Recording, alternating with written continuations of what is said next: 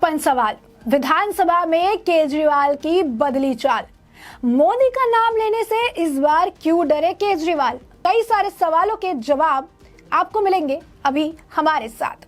तो नमस्कार, मैं अंजलि मिश्रा स्वागत करती हूं आप सभी का द न्यूज में। आज अरविंद केजरीवाल विधानसभा में उन्होंने विशेष सत्र बुलाया था और सभी की निगाहें इसी दिन और इसी विधानसभा के बुलाए गए विशेष सत्र पर थी, क्योंकि जब भी वो विधानसभा में बोलते हैं तब हमेशा केंद्र सरकार पर, मोदी सरकार पर, दिल्ली के एलजी पर कई सारे निशाने जो है वो साधते हैं, काफी कुछ बयानबाजी करते हैं। और आज का दिन भी इसीलिए चुना था उन्होंने क्योंकि कल उनसे सीबीआई पूछताछ करने वाली थी। तो लोगों ने एक अंदाजा भी लगाया कि अरविंद केजरीवाल आज जो विधानसभा के विशेष सत्र उन्होंने बुलाया है इसमें वो सीबीआई, प्रधानमंत्री नरेंद्र मोदी और जांच एजेंसियों को लेकर काफी कुछ कहेंगे। लेकिन कल सीबीआई ने जो तकरीबन 10 घंटे लंबी इनसे पूछताछ की, जो 56 इनसे सवाल दागे हैं, उसके बाद अरविंद केजरीवाल विधानसभा में काफी ठंडे नजर आए।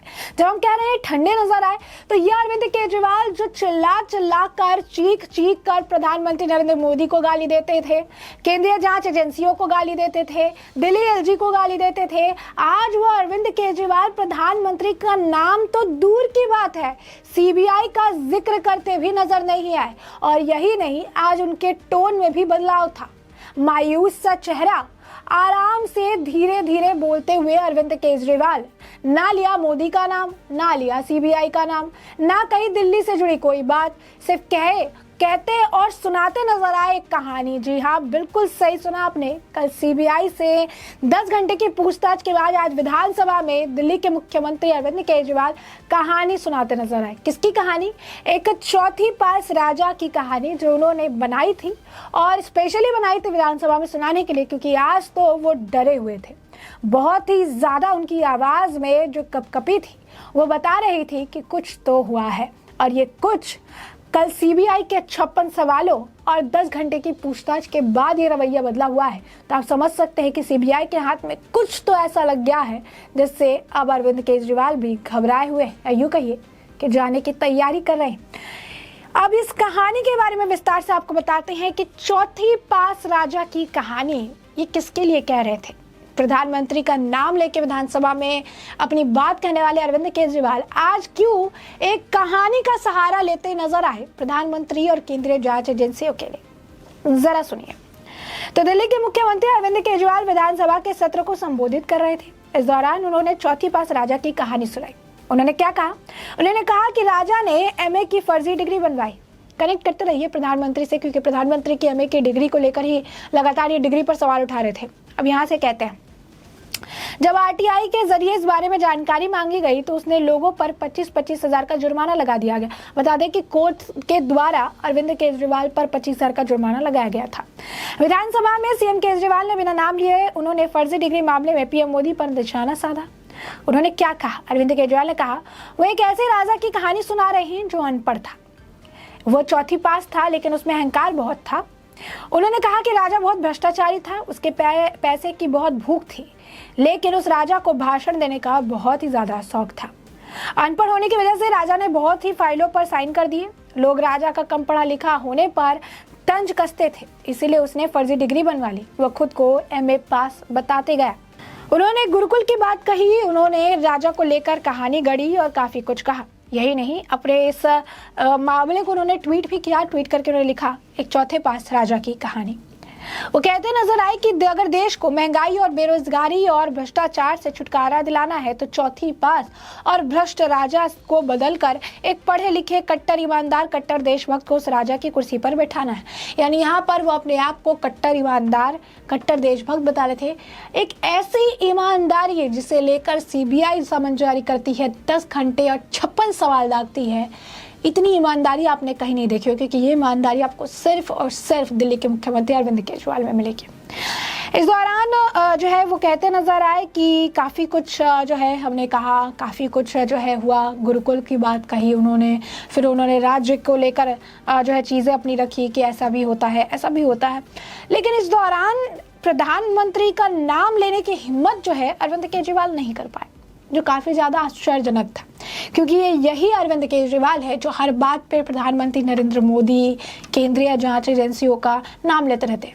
आज सुबह भी जब 10 घंटे की लंबी पूछताछ के बाद उनकी प्रतिक्रिया थी, उसमें भी सीबीआई का धन्यवाद करते नजर आए। कहा उन्होंने वो काफ़ी नरमी से पेश आया मेरे साथ, उनकी हॉस्पिटैलिटी के लिए मैं उनको धन्यवाद करना चाहता हूँ। तो ये सारी चीज़ें जो है उनके द्वारा कही जा रही थी। लेकिन एक बार भी अरविंद केजरीवाल ने गलत, या एक बार भी अरविंद केजरीवाल ने, अगर आप कहेंगे तो किसी भी तरीके से सीबीआई की ना बुराई की, और प्रधानमंत्री के लिए भी अगर आप देखेंगे तो कुछ ऐसे शब्दों का प्रयोग उन्होंने नहीं किया। तो स्पष्ट तौर पर अरविंद केजरीवाल से कहानी सुनाते नजर आए। प्रधानमंत्री पर निशाना साधते हुए उन्होंने कहा कि अंधेर नगरी चौपट राजा की कहावत सबने सुनी है। उसे लेकर उन्होंने कहा कि दिल्ली विधानसभा में अरविंद केजरीवाल ने चौथी पास राजा की कहानी कही और उन्होंने अनपढ़ राजा भ्रष्ट सरकार की बात कही। कहावत का मतलब है कि अगर राजा अनपढ़ होता है तो कोई भी उसका फायदा उठा सकता है। इसे ही लेकर वो कहते नजर आए। बयानबाजी की, विधानसभा में खड़े होकर काफी कुछ कहते हैं अरविंद केजरीवाल, लेकिन पहली बार उन्होंने सत्र में किसी भी तरीके की कोई बातें नहीं कही, ना उन्होंने जो है दिल्ली से जुड़ी हुई कोई बात कही।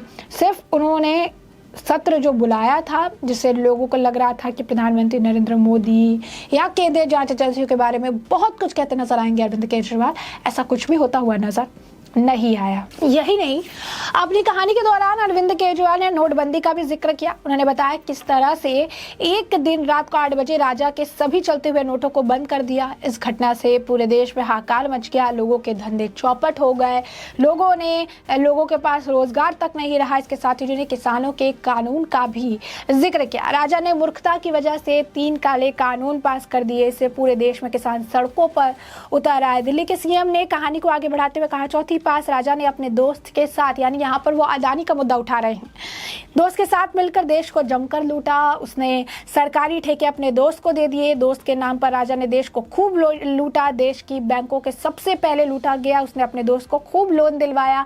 यहाँ पर LIC और बाकी के लोनों की बात वो कर रहे हैं। राजा ने लाखों करोड़ों का लोन अपने दोस्त को दिला दिया। दोनों ने मिलकर सरकारी संपत्ति पर कब्जा जमा लिया।